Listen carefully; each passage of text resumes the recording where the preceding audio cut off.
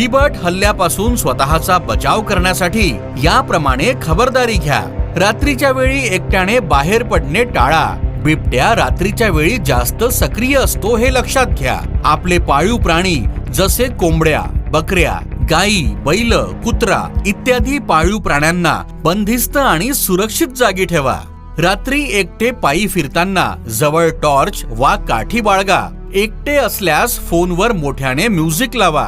रात्रीच्या वेळी लहान मुलांना आणि वृद्धांना एकटे बाहेर सोडू नका. गाव परिसर व घर परिसरातील कचऱ्याचे योग्य व्यवस्थापन करा. न केल्यास भटक्या कुत्र्यांची संख्या वाढते आणि बिबट्या त्यांच्याकडे जास्त आकर्षित होतो. अचानक बिबट्या जवळ दिसल्यास शांत राहण्याचा प्रयत्न करा.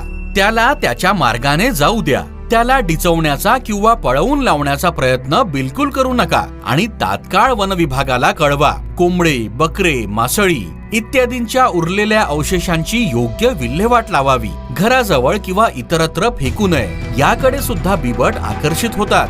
बाहेर उघड्यावर शौचास बसू नये. रात्री शेतात एकट्याने जाऊ नका. शेतात मोबाईलवर गाणे वाजवा किंवा गप्पा मारत मारत काम करा. बाहेर अंगणात किंवा शेतात झोपू नका.